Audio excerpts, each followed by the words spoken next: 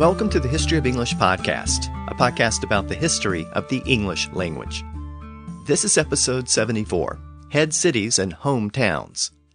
In this episode, we're going to look at an important development that was taking place in England in the years after the Norman Conquest. It happened very gradually, so it's easy to miss it, but it's very important to the history of England and the overall story of English. That development was the growth of towns and cities. Most of the people still lived in the countryside, but new towns and villages were dotting the landscape. And the existing towns were starting to grow even larger, and they were starting to acquire a greater degree of independence. A new capital city was also emerging at London. So this time, we'll see how the growth of towns and cities shaped the future of the English language. But before we begin, let me remind you that the website for the podcast is historyofenglishpodcast.com. And you can always reach me directly by email at kevin@historyofenglishpodcast.com. And I'm on Twitter at EnglishHistPod. So let's turn to this episode. And let me begin by noting that I've looked at life in the English countryside in the prior few episodes. I looked at life on manors and farms. And I've looked at the new royal forests that were established in the countryside. But I haven't said very much about the towns and cities of England after the conquest. And part of the reason for that omission is the fact that relatively few people lived in towns and cities. As you may recall, it's estimated that about 90% of the population of England lived in rural areas at the time of the conquest. So there wasn't much urban life. Of course, there were small towns and settlements, and there were even some cities like London and York and Winchester. But other than London, none of them had more than 5,000 or 10,000 people. And London itself barely exceeded that number. So those cities were tiny towns by today's standards. But the period after the Norman Conquest coincided with a population explosion in England, and that contributed to the growth of those settlements. And as those towns grew, the country started to change. There was a subtle shift in the balance of power from the barons in the countryside to the inhabitants of those towns and cities. And some of those cities even acquired a degree of independence. Those towns and cities were incubators for a new type of English, and they were essential to the process by which English borrowed so many French words. In the countryside, the peasants still spoke English, and they rarely traveled beyond the manor or the local village where they lived. They occasionally encountered French-speaking officials, but for most of them, they didn't really need to know any French words to get by on a day-to-day basis. But things were different in the towns and cities. Trade and commerce was an essential part of daily life there, and after the conquest, many French speakers from the continent had settled in those towns. Many towns even had separate French sections where those French traders and craftsmen lived and worked. They sold their goods and services to both Frenchmen and Englishmen. At one time, there were separate English and French markets, but over time, those communities and their markets blended together. So Englishmen who lived in the towns and cities were far more likely to encounter French speakers. And given that French was the most prestigious language at the time, there was more of an incentive for English speakers to learn French, rather than the other way around. So given those developments, it probably isn't surprising that our language reflects that. Today, we refer to towns and cities. At one time, in early Middle English, the words town and city meant pretty much the same thing. Town is a native Old English word, and city is a word borrowed from French shortly after the conquest. And notice how the words have evolved over time. Today, we think of towns as being smaller and more intimate, more familiar. Even if you're from a large metropolitan area, you might refer to that place as your hometown, because it seems more quaint and inviting. Both home and town are Old English words. By contrast, we tend to think of cities as larger communities, less intimate and less familiar. But here's the part that may surprise you. The home in hometown is actually cognate with the word city. They both came from the same Indo-European root word, at least according to some etymologies. So if we dig through that history, we find that the ultimate meaning of both words was home, family, and loved ones. So let's begin with that ultimate root word. That root word takes us back to the Indo-European tribes on the Eurasian steppes over 4,000 years ago. And as we know from earlier episodes, those tribes were nomadic herders. they didn't really have fixed settlements, so there were no towns or cities at the time. But even nomads had to occasionally stop to make camp, and that camp became a temporary home for them. When they made camp, they would lie down and sleep together, and this process produced the Indo-European word kai. It had several related meanings which reflected the various aspects of that process. It could mean to lie down and rest or sleep, and it could also refer to those who joined you when you rested or slept, so your family or loved ones, those who were close to you. That camp was basically your home, so the word could also mean to make camp or make a home. Now I should note that some etymologies suggest that this later meaning of making a home was a separate Indo-European word.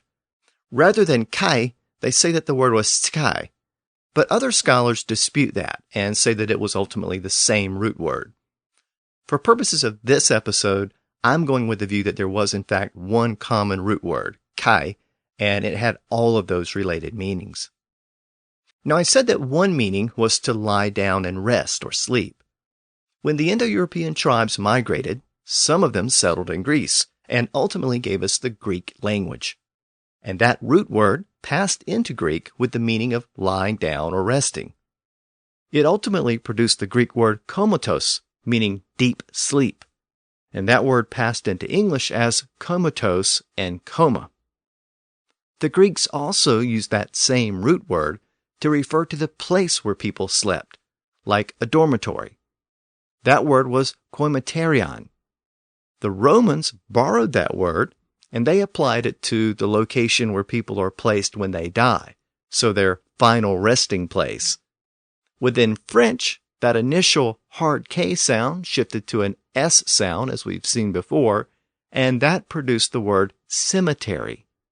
So coma and cemetery both come from the Greek version of that original Indo-European root word kai, meaning to lie down and rest with loved ones.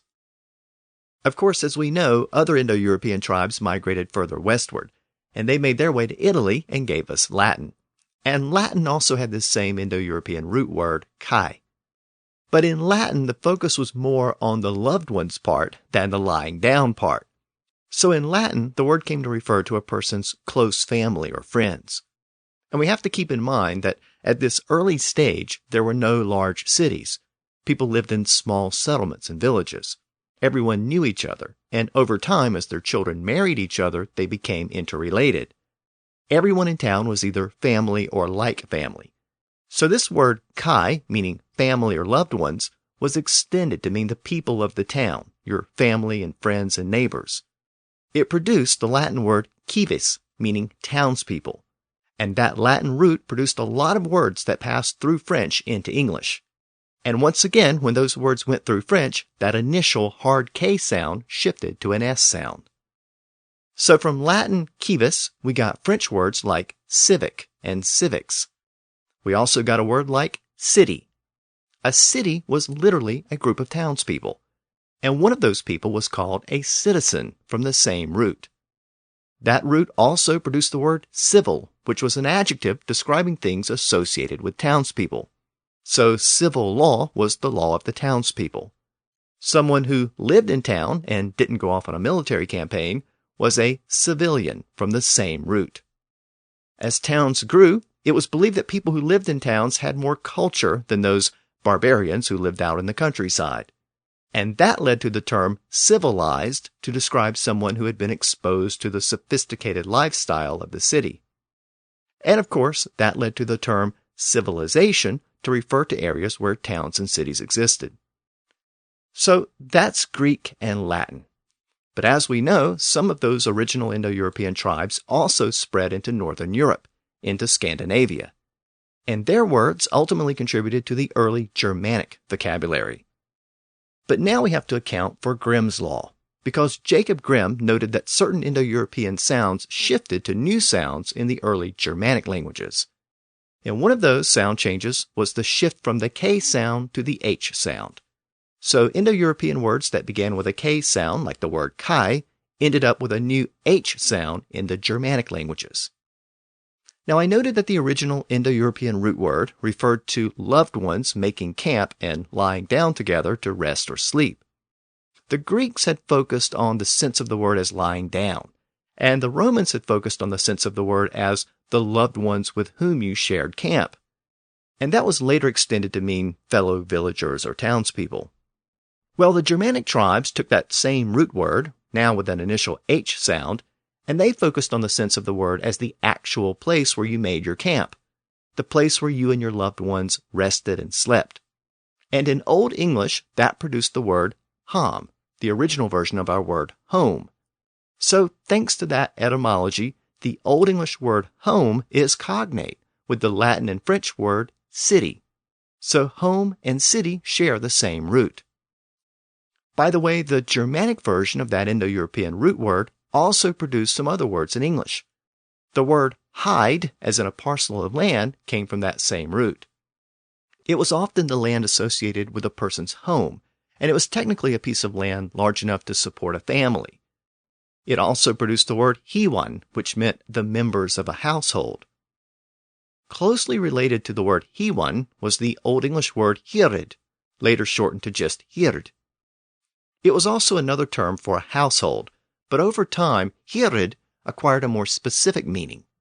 It came to refer to the king's household, so it was basically the Old English word for the king's retainers or court. That same Indo-European root word produced one other Germanic word that's very important to our story. Just as the Anglo-Saxons had the word Ham, meaning home, the Old High German language in Germany had the word Heim, and they combined that word with the word Riki, meaning ruler, and that produced the name Heinrich, meaning literally home ruler. That name passed into late Latin and then into French, and the Normans brought that name with them to England, where it was anglicized to Henry. So the name Henry literally means the home ruler, and it has the same root as the word home, and ultimately has the same root as the word city via Latin. All of those words came from the Indo-European word kai. Now, the reason why that name Henry is so important to us is because the last couple of episodes have focused on the very first Henry to rule England, Henry I, the youngest son of William the Conqueror. And Henry is important to our story of towns and cities because he played a crucial role in the emergence of London as the new capital of England during his reign. So let's return to our historical narrative for a moment. I concluded the last episode by noting that Henry brought an end to his wars in France in the year 1120, and he headed back to England with his son, William. William was Henry's only legitimate son, and he was the designated heir to the throne. But William traveled back on a separate ship, and that ship hit a rock and sank off the Norman coast, killing all on board. After Henry arrived in England, he had to deal with the personal loss of his son, but he also had to deal with the practical loss of his only male heir. A succession crisis started to brew in the background, especially back in Normandy. Now, we'll explore these events in some detail in the next episode. But for now, Henry remained in England while conditions in Normandy started to deteriorate. The year was now 1121. This is also the year that the monks at Peterborough recreated their version of the Anglo-Saxon Chronicle that had been lost in a fire a few years earlier. By this point, they had obtained a version from somewhere else, and they copied it down. And based on the handwriting, it appears that the scribe who made this copy continued to make annual entries in the Chronicle for the next 9 years. For that year, 1121, the scribe recorded that Henry spent Easter at Berkeley in the southwest of England. Then he held a full court at Westminster during the spring. The passage reads, "And the king was at Easter at Berkeley, and se king was to Esteren at Berkeley. And thereafter, at Pentecost, he held a full court at Westminster. And thereafter to Pentecosten, he held a multionalhirrid on Westminster." Now, I mention this because the tradition of the Chronicle was to record where the king was throughout the year. It typically mentioned where the king was at important holidays like Easter and Christmas, and it also tended to mention if the king held a court elsewhere. Part of the reason why that was so important is because there wasn't really a formal capital of England at the time. The government was wherever the king and his court happened to be, and the king's court moved throughout the year. Now, the word court had not entered English yet. That word actually appears for the first time in the final entry of the Peterborough Chronicle in the year 1154. So for now, the scribe continued to use the traditional Old English word for the king's court, the word hired. The passage I just read said that Henry held mutual hired on Westminster, held a great court at Westminster. I noted earlier in the episode that this was one of those Germanic words that came from the same root as the word home. It originally meant the king's household or retainers. And as we now know, hired and home are both cognate with the French word city. Now most people have a fixed home, but as the old saying goes, home is where the heart is. It doesn't have to be fixed in one place. And that was certainly the case with the king's hired. It didn't have a fixed location yet. It moved around with the king. As the king moved around the country, he and his court would stay at a royal residence if he had one nearby. But often there wasn't a royal residence, so the king would stay with a local baron. That meant that the baron had to feed and house not only the king, but also all of the soldiers and government officials that accompanied him. Several centuries earlier, this had been a relatively small group of people, but by now it was a huge retinue. If the court stayed with a local baron for an extended period of time, it could cost the baron a lot of money. It could even ruin him financially. So there are reports of some local landholders hiding in the woods when the king's court approached. They hoped that by hiding, the court would move on to the property of the next landholder. As the court grew in size, it became increasingly difficult for it to move around the country. And as we saw last time, Henry significantly expanded the English bureaucracy. The offices of the Chancery and the Exchequer grew by leaps and bounds, so it became necessary to find a fixed location for some of those departments. But where? One option was Winchester, near the southern coast of England. That had been the traditional home of the Wessex kings. It was where they spent most of their time, and so it was where the royal court typically met. But several decades earlier, Edward the Confessor had built that fancy cathedral up at Westminster just outside of London. And increasingly, that became the preferred alternative. That was where all of the kings since Edward the Confessor had been crowned, including Harold Godwinson, William the Conqueror, William Rufus, and even Henry himself. Shortly after the conquest, William the Conqueror had built a residence near Westminster, and that was where the English court routinely met. So those were the two primary options when Henry took power. And as we peruse the entries of the Anglo-Saxon Chronicle during Henry's reign, we notice something very interesting. In the first 4 years of Henry's reign, the Chronicle mentions that Henry held court at both places. He typically spent Easter in Winchester and Christmas at Westminster. But after 1104, his trips to Winchester became less and less frequent. He tended to hold his courts at Westminster or Windsor, both just outside of London. So as historians look at these developments, they notice that the capital of England started to become more and more fixed at London during Henry's reign. So Henry, whose name meant home ruler, was now starting to make London his home, at least his home when he was in England. The office of the Exchequer was established there, and the treasury was eventually moved there from Winchester. But there was never really a specific date when London became the capital. It was a gradual process. But by the end of Henry's reign, most of the government's business was being conducted around London. And so it's usually said that London became the capital of England during his reign. Now I should note that the court often met at Westminster or Windsor rather than London proper. Westminster and Windsor were distinct towns, and over time, London expanded and Westminster became part of the city. Windsor remained distinct, but it was so close to London that it was basically a suburb. So when I speak of the capital being at London, I'm really referring to the city and the surrounding area. So why did London beat out Winchester as the capital? Well, the most likely reason is because London was larger. It was by far the largest city in England. It was a primary center for trade and commerce. And given its economic importance, it made sense to locate the government offices near there. Now, I said that London emerged as the capital of England, but it wasn't called the capital yet. Capital is a French term, and it wasn't used to mean the center of government until the 1600s. During this earlier period in the 1100s, the Old English terms were still in use. Old English had several different words for a city that was the seat of government. One word was cunicetal, literally the king settle, the place where the king settled or resided. A more common term was Hovedburg. You might remember that the Old English word Hoved became the modern English word head. So Hovedburg was literally the head burh or the head city. Another variation of that word was Hovedstol. Stol was a term that's cognate with words like stand and still and stead, and it ultimately gave us the word stool, meaning a seat or place where you rest. So the term Hovedstol was literally the head stool, but it meant the head seat or head place. It was the same type of formula that ultimately gave us the phrase the seat of government. It was where the king's court sat. So the native English terms meant the head city or the head town or the head place. Well, as we know from earlier episodes, the Latin word for head was caput. And in fact, head and caput are cognate. They came from the same Indo-European root word.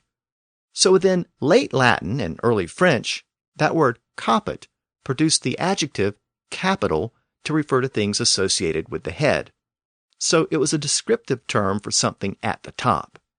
And in Middle English, that French word capital replaced the English word head when describing a place.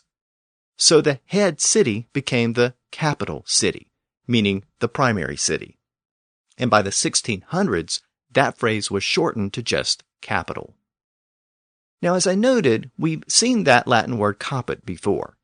It also produced words like captain and chief, which both meant the head person. And when we look at captain and chief, we should be able to see a familiar development. As we know, the Normans tended to retain the hard K sound at the beginning of Latin words that began with the letter combination CA. So words like capital and captain came in via the Normans. But in the French dialect around Paris, which became the standard French dialect, that pronunciation shifted to a CH sound. So it was standard French that gave us words like chief and chieftain. And in earlier episodes, we also saw that CH sound continued to evolve within standard French, and it later became an SH sound. And in modern English, that word chief was borrowed again. But this time, in the 1800s, it came in as chef, meaning the head of a kitchen. So from Latin caput to Norman captain, to Middle French chief, to modern French chef, we can hear the development of that sound. And once again, this is a good example of how English often serves as a time capsule, capturing and preserving the sounds of those words at the time they were borrowed into English. And speaking of the word chief and preserving certain sound changes, there's another way in which English serves as a time capsule. Think about the word chief and the word thief. Outside of the initial sound, they're identical. But notice what happens when they're made plural. We have several chiefs and multiple thieves. So in the case of chiefs, we retain the F sound at the end and just stick an S after it. But in the case of thieves, we convert that final F to a V sound before we put on the S. So chiefs and chefs. But then we have thieves, leaves, wolves, lives, and elves, all with a V sound. So what's going on there? Why do some of those plural versions retain the F and others use a V? Well, if you guessed that it had something to do with French, you would be correct. As a general rule, the words that switch to the V sound are older words that go back to Old English, because that's how you pronounce those plural forms in Old English. But the words that retain the F sound in their plural form are newer words that were borrowed from French or some other source. So thieves, leaves, wolves, lives, elves, those are all Old English words. So that helps to explain the distinction. But why is there a difference? Well, the answer has to do with linguistics and something very specific that happened in Old English. So let me digress for a minute and explain what happened in Old English. First of all, we have to keep in mind that the F and V sounds are very closely related. Mechanically, they're the same sound, but one is voiced and the other is voiceless. The V sound is voiced, and the F sound is voiceless. In fact, if you make both sounds with your mouth, you'll notice that they're basically the same, except the vocal cords are more engaged with the V sound. So the F sound is voiceless, but in certain situations, that sound tends to get voiced, so it switches to a V sound. It's a subtle difference, but it happens. And one situation where it's likely to happen is when the F is surrounded by vowels on each side. So you have a vowel, then an F, then another vowel. And that's because vowels are always voiced. So if you stick an F in between two vowels, there's a natural tendency to voice all three letters. And when that happens, the F sound switches to a V sound. And that's what happened in Old English when words ending in an F were made plural. But why? Well, before the word was made plural, there was a vowel before the F, but not after it, because the F was the final letter. But many words were made plural in Old English by adding the os sound to the end of the word, spelled as. Now that was an inflectional ending, and it's ultimately the original version of our modern S ending that we use today. But it was os in Old English, as. So when you put os after the F to make the word plural, now the F was surrounded by a vowel on each side. And in that situation, the F also became voiced, so it switched to a V sound. So take the word thief, which was theof in Old English. It ended in an F sound, but to make it plural, you had to add that os ending. So it became theophos. But now, with the addition of that plural ending, that meant that the unvoiced F was surrounded by vowels on each side, O-F-A-S. So in that environment, the F sound also became voiced, and it became a V sound. So theophos became theovos. And we still have that word today as thieves. So that sound change was very common in Old English. And just as today, people pronounce the plural version of those words with a V sound without even thinking about why that happened. Just like us, they knew that you had one leaf and several leaves. You had a lone wolf, but a pack of wolves. But then the French came, and words like chief started to come in. And by that point, Old English inflectional endings were breaking down. And the old os ending had started to be replaced with a more generic s ending. And since those new French words didn't have an established plural form that followed the traditional Old English pattern, those new words were simply given that new s ending. And the F sound was left as it was. So French chief became chiefs, not chivas. And later chef became chefs, not cheves. So that created the distinction that we still have today. Once again, modern English preserves these sounds, and it serves as a time capsule. And if we know what we're looking for and what we're listening to, those sound patterns provide a clue as to when a particular word entered English and where it came from. So as a general rule, when a plural word switches that F sound to a V sound at the end, we know that it goes back to Old English. And when it doesn't do that, we can usually assume that it came in later from somewhere else. Of course, there are exceptions. Take the word roof. It's an Old English word, and at one time it was common to refer to many roofs. But that word has lost its plural V in many modern English dialects. So today, the more common pronunciation is just roofs. So time has created some exceptions to that general rule. So now we know why chief begins with a CH sound, even though it comes from the same root as words like capital and captain. And we know why the plural form ends in FS instead of VES. It all has to do with where the word came from and when it came in. But at the current point in our story, in the early 1100s, it hadn't come in yet. chief, with its Parisian CH sound, didn't come in until around the year 1300, when Parisian French started to replace Norman French in England. And all of that's a little later in our story, but to give away part of the story, Parisian French did eventually replace Norman French as the preferred French dialect in England. So before Parisian chief came in, English had Norman capital.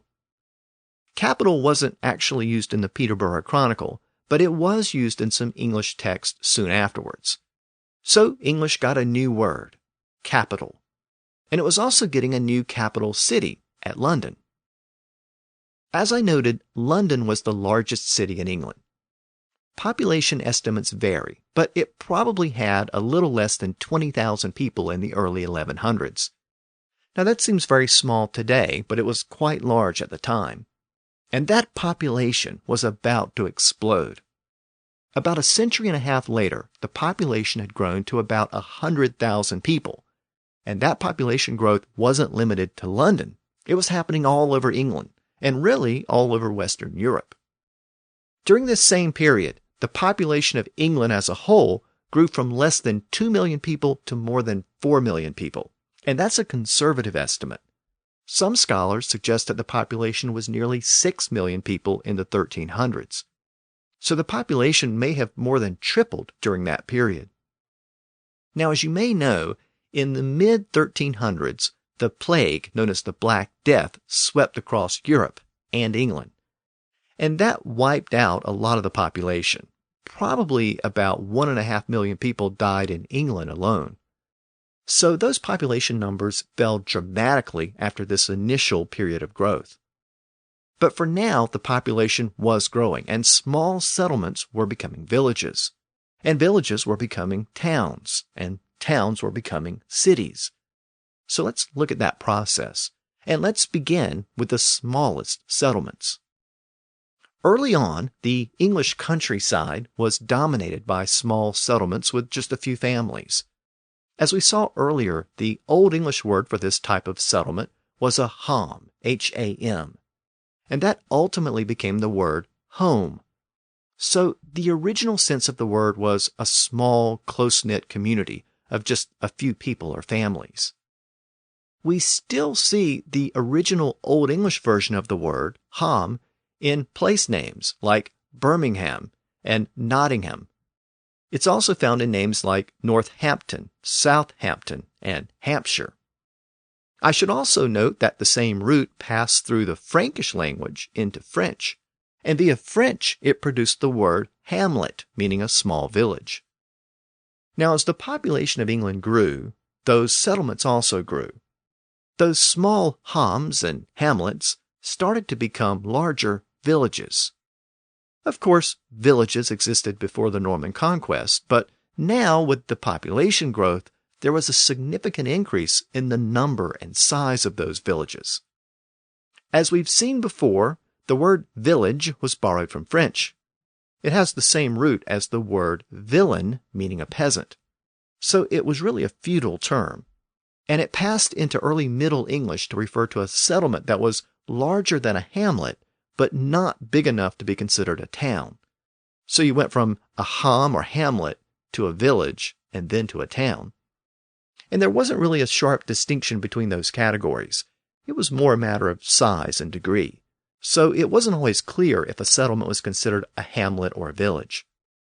Now, villages tended to have a church, and hamlets didn't. So that was one way to distinguish the two.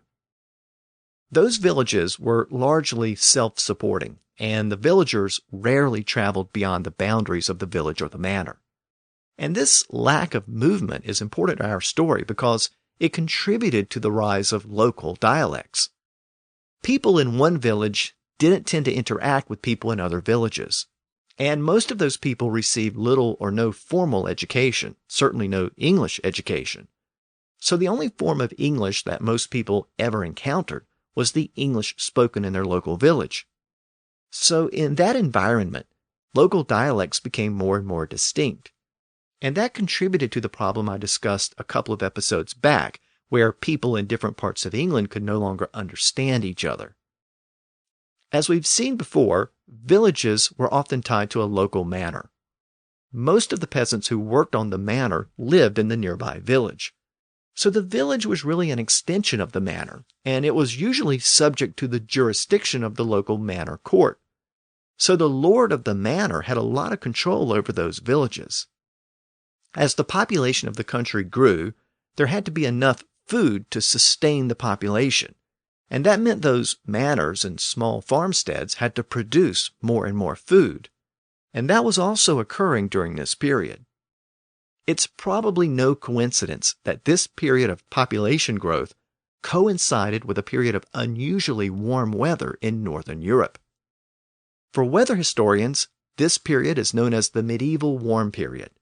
It lasted from the 800s through the 1300s. And it was so warm that manors in southern England actually grew grapes for winemaking.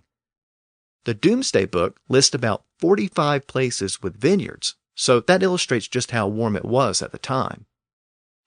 With this warm period, the winters were milder, and that allowed for an increase in agricultural production. So farming expanded both in area and intensity. That increase in food production didn't necessarily cause the population growth, but it sustained it. It made the growth possible. Now, I mentioned that vineyards were being established in southern England for a reason, because there's an interesting linguistic connection between winemaking and our earlier look at setting up a camp. There's also a connection to a long-lost word for the countryside where these villages were growing and expanding. And that connection can be found in the words camp and champagne. Both words come from the same root word, which meant field or countryside. That root word was the Latin word campus. And we've actually seen that word before. It passed into English in its original form as campus. And the original meaning of campus was a field. Campus also gave us the word camp, meaning a field where military troops made a temporary home or settlement. Both campus and camp came in later in modern English, actually early modern English. That Latin root also passed into the French dialect of Paris, and by now we know what happened when words like campus passed into the speech of Paris. That K sound at the beginning turned into a CH sound. And just as caput became chief, here campus became champagne. That word champagne continued to mean a field or cleared land, so it meant an area that was distinct from wooded land. And that French word champagne passed into early Middle English as champagne. And at one time it was common in Middle English to refer to the countryside as the champagne. Well, back in France, that word was applied to a specific region of northeastern France, where large open fields were home to vineyards. As we know, that initial CH sound continued to evolve within the Parisian dialect. It eventually shifted to an SH sound. So just as chief became chef, here champagne became champagne. And this particular region of northern France became known as Champagne. And the name of that region was soon applied to the wine produced there, similar to the way Burgundy gave its name to the wine produced there. So in the 1600s, the word champagne passed into English and was anglicized to champagne. And today, it generally refers to a type of sparkling wine that's produced in that region of France. Around the time the word champagne came into English meaning a type of wine, English also reborrowed the original sense of the word to refer to open fields, specifically warfare in the open fields. And this word came in as campaign, as in a military campaign. And it isn't entirely clear why this version of the word came in as campaign with a hard K sound. Most scholars think it was probably influenced by that original Latin root, campus. The pronunciation difference also tended to distinguish campaign from champagne, but the bigger point here is that campaign, campus, camp, and champagne all have the same Latin root. And they all have an original association with the open country, where manors were built and where hamlets and villages were growing in the 12th century. As those villages grew, villagers who lived in them acquired specialized skills. So rather than working on the farm, many were craftsmen like millers or blacksmiths or carpenters or weavers. The appearance of these specialized trades was an indication that a settlement had grown large enough to support that type of skilled labor. There was enough demand for that type of specialized skill that a villager could earn a living based on that skill alone. Those types of craftsmen typically held no land, so they survived on the wages they earned from their craft. And as villages grew, the number of those craftsmen also grew. And at some point, a village grew to a point where it became a town, and towns had lots of those specialized trades. In fact, few people in towns actually worked on farms, so as villages grew into towns, they tended to become independent of the manor. Again, the distinction between a village and a town was a matter of size and degree. But towns were more independent, and they had more of those specialized trades. So what did Middle English call those towns? Well, French used the word ville, as distinct from village. A village was a small settlement, and a ville was a larger settlement like a town or a city. But whereas English had borrowed the word village, it didn't tend to use the word ville. Instead, English chose to use the native word tune, which became the word town. English also continued to use the native word burg for a town. It isn't really clear why the word ville had such a hard time entering English, especially given that related words like village and villain came in, but ville was never able to push out the native word town. Interestingly, the original meaning of the word tune or town was basically the same as ham or hamlet, which we saw earlier. It meant a small settlement. But around this point in our story, in the 1100s, it came to be used to refer to these larger settlements that were bigger than villages. So the English word town basically became the equivalent of the French word ville. Of course, that Old English word tune or town gave us lots of place names that end in T-O-N, like Washington, Boston, Kensington, Brighton, and so on. But note that there are relatively few town names in England that end in ville.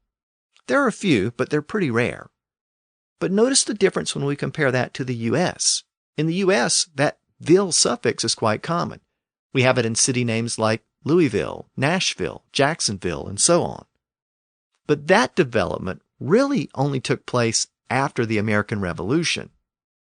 The Revolutionary War had been won with French support, so it became popular shortly after the war to use that French suffix for town names in the U.S.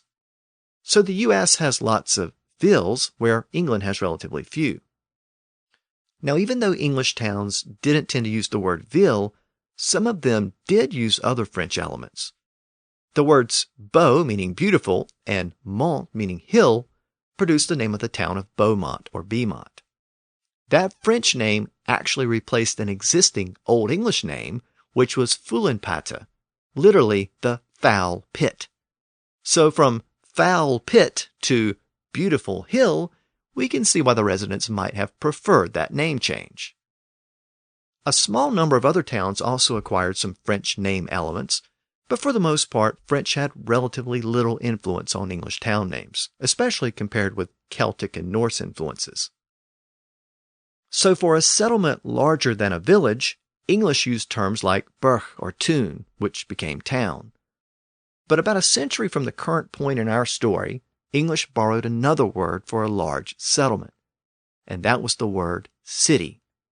As we saw at the beginning of the episode, the word city is cognate with words like citizen and civilization, as well as Germanic words like home and hamlet.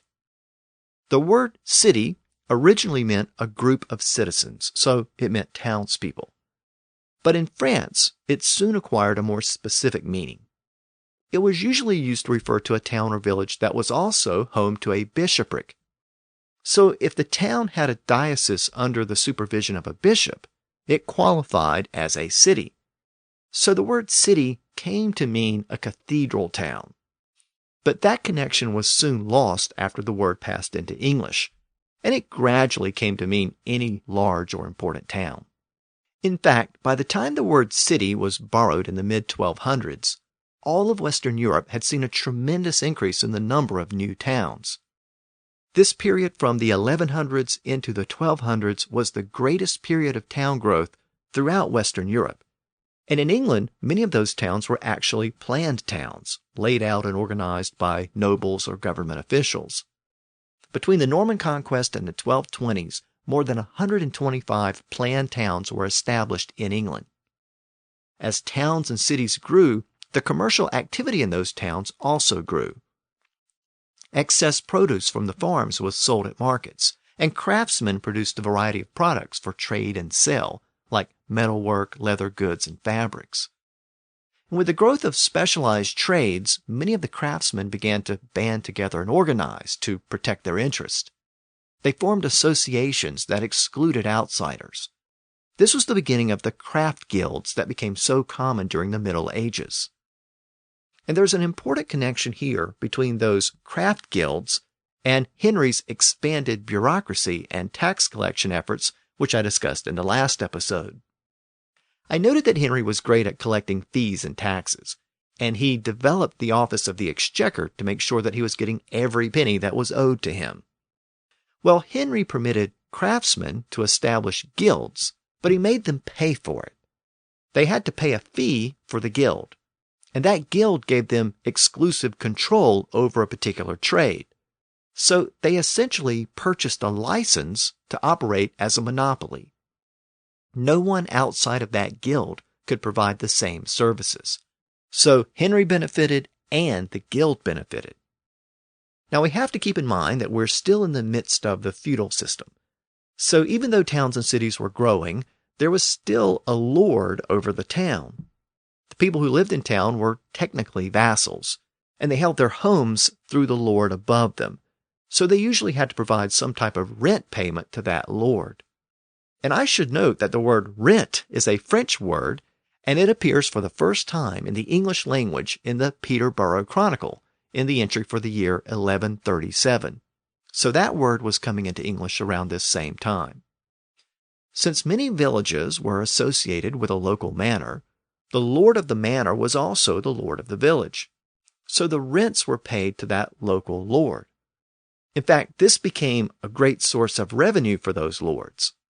A lot of the small towns and villages that were established during this period were established by local barons who were looking to increase their revenue through those rents. And for many barons, the profits from their towns and villages far exceeded the profits from their farms. Of course, not all towns were established by local lords. Some were pre-existing towns or towns that were not associated with a particular manor. In those cases, the king himself was the lord of the city. And that meant that the residents of the town paid their rents directly to the king. But there was a point when a town grew so large that the king or baron couldn't really maintain it anymore. It's one thing to collect rent from 50 or 100 tenants. But when you have thousands of tenants, it starts to become a logistical nightmare. How do you collect rents from each person in the city? Well, you don't. And remember that Henry was a master at collecting fees and rents. So how did he deal with this problem? Well, around this time, some towns and cities started to make a deal with the king or baron by which they agreed to make a lump sum payment each year. The townspeople would estimate the total rent owed by the residents of the town, and they would just agree to pay that amount as a lump sum. Sometimes the king or baron would agree to this type of arrangement if the town agreed to pay an extra fee for that right. So in those cases where Henry was the lord, he not only got all of his rents, he sometimes collected an extra fee on top of that.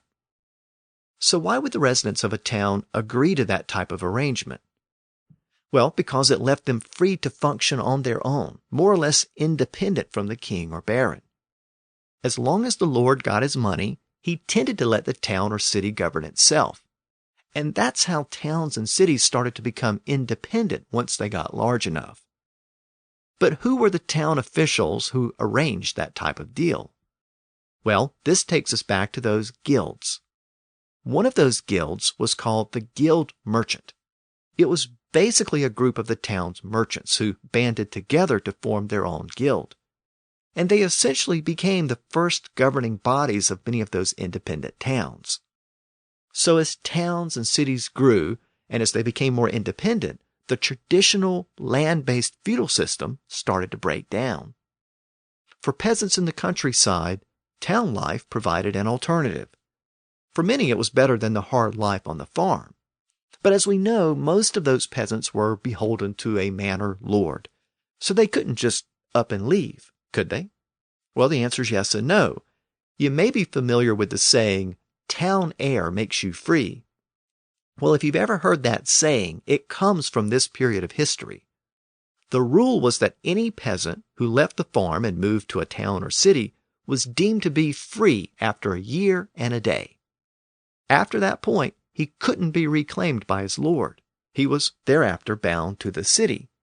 So peasants could flee their feudal lords in this way. And this rule was the customary law throughout much of Western Europe, and it led to that phrase, "Town air makes you free." This rule also tended to encourage the growth of towns and cities as peasants fled the countryside.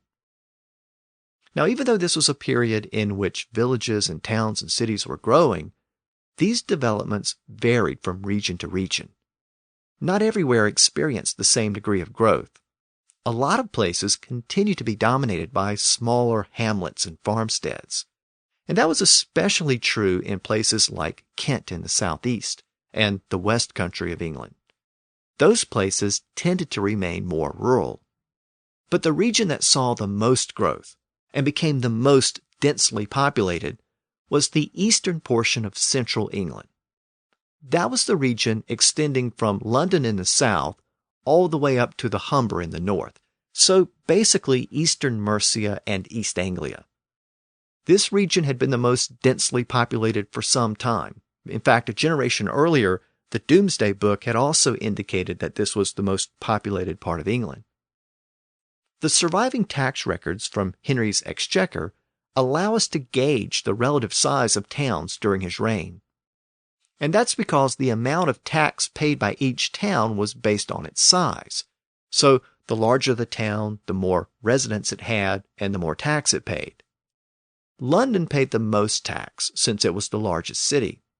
It was followed by Winchester, then Lincoln, then York, and Norwich. Of those 5 largest cities at the time, 3 were located in the east-central part of England: London, Lincoln, and Norwich. So what does all of this have to do with the history of English? Well, that region that I just described was the same region where the East Midlands dialect was spoken, the dialect that ultimately produced modern English. So that's why the development of towns and cities was so important to the ultimate development of English.